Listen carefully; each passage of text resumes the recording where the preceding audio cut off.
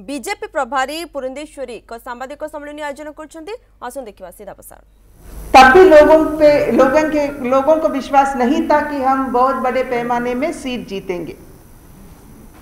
फिर भी भारतीय जनता पार्टी 2014 में सबके साथ सबका विकास का जो नारा लेके लोगों के सामने आया और उन 5 सालों में जो वादा भारतीय जनता पार्टी लोगों को दिया उसको निभाते हुए सुशासन जो दिए देश को, उसको नज़र में रखते हुए 2019 में 303 सीट्स 303 सीट्स में भारतीय जनता पार्टी के प्रत्याशियों को जिता के अनूह्य रूप से भारतीय जनता पार्टी को अपने आशीर्वाद दिए थे।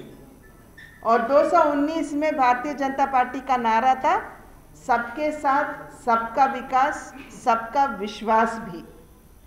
इसलिए विश्वास जोड़े क्योंकि जो 5 साल में जो वादा भारतीय जनता पार्टी लोगों को किया था उन सबको निभाने के वास्ते सबका विश्वास भी जोड़ के नारा लेके लोगों के पास भारतीय जनता पार्टी आई थी और बहुत अच्छी जीत हासिल कर सकी थी। केवल 2 पार्लियामेंट मेंबरों से जो भारतीय जनता पार्टी की प्रस्थान शुरू हुई है, अब हम 303 सीट जीतने तक हम आ गए हैं।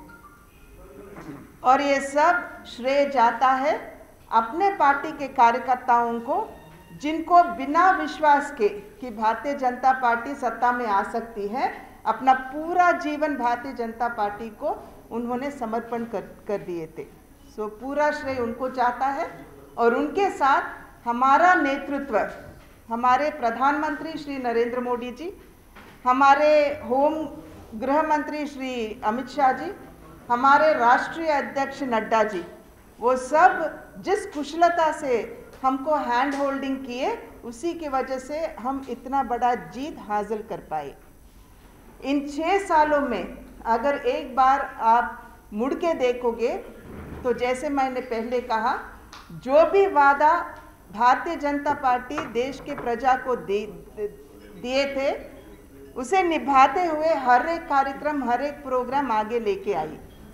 भारतीय जनता पार्टी यही मानती है कि समाज में जो गरीब है, जो दबके हुए हैं, जो पिछड़े हुए हैं, उन सबको अगर हम आगे लेके जाएंगे साथ में, तभी हम भारत देश की प्रगति हम हासिल कर सकते हैं। ये ऐसी विश्वास भारतीय जनता पार्टी करती है। और इसीलिए सभी प्रोग्राम, आप जनधन योजना देखो, जीवन ज्योति, जीवन सुरक्षा योजना, बेटी बचाओ बेटी पढ़ाओ, सुकन्या समृद्धि योजना, प्रधानमंत्री किसान योजना, अटल बिहारी पेंशन योजना, मातृत्व वंदन योजना, मातृत्व सुरक्षित योजना, इंद्रधनुष योजना, किसी भी प्रोग्राम पर आप नज़र डालोगे तो हर एक कार्यक्रम केवल इस देश के गरीबों और दबके हुए लोगों को वेलफेयर देने के वास्ते ही आगे लेके आ गया है। ये आपके समझ में आएगा। अब हम ओडिशा में हैं, हम उड़ीसा की भी बात करनी चाहिए यहाँ पे, जहाँ पे भारतीय जनता पार्टी हर एक दिए हुए वादे को निभाते हुए आगे जा रही है।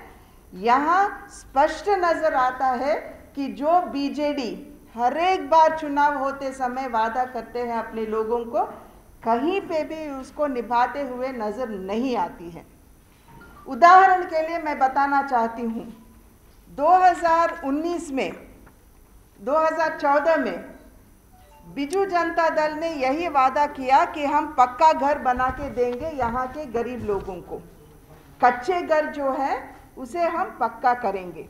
ये 2014 में उन्होंने वादा किया था।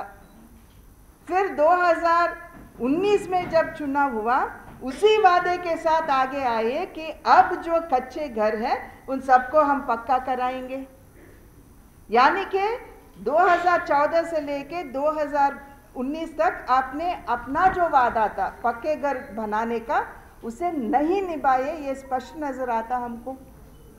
अब भी कहते हैं कि कच्चे घर को हम पक्के घर में बदल देंगे, पर ग्रामीण क्षेत्र में लगभग 2 लाख घर अब भी बनानी है। ये कैसे सुशासन होगा? ये कुशासन है, ये लोगों को समझना है। वैसे ही अगर हम लोगों के स्वास्थ्य पर एक नज़र डालेंगे तो भारत सरकार ने एक बहुत बड़ी प्रोग्राम लेके आई आयुष्मान भारत, जिसमें जो भी देश में गरीब है उन सबको 5 लाख रुपए तक मेडिकल असिस्टेंस दिलवाने का एक बृहत्तर कार्यक्रम केंद्र प्रशासन ने आगे लेके आया।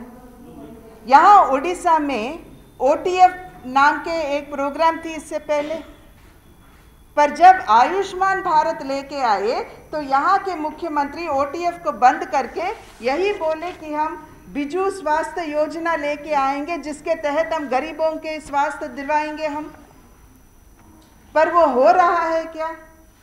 जितना रुपये हर एक हॉस्पिटल को देना है इतना कम रखे कि गरीब किसी हॉस्पिटल में जाना छोड़िए, कोई भी हॉस्पिटल अब, ये आप सबको मालूम है। हम यही पूछते हैं नवीन बाबू से कि जो आयुष्मान भारत, जो देश के गरीबों को स्वस्थ देने का कार्यक्रम प्रशासन लेके आया है केंद्र का, आप क्यों नहीं लिए? आप गरीबों का वेलफेयर नहीं चाहते हो क्या? उसकी भलाई नहीं चाहते हो क्या? आपको गरीबों को जवाब ज़रूर देना है। वैसे ही आपने ये भी वादा किए कि उड़ीसा में सभी को हम पीने का पानी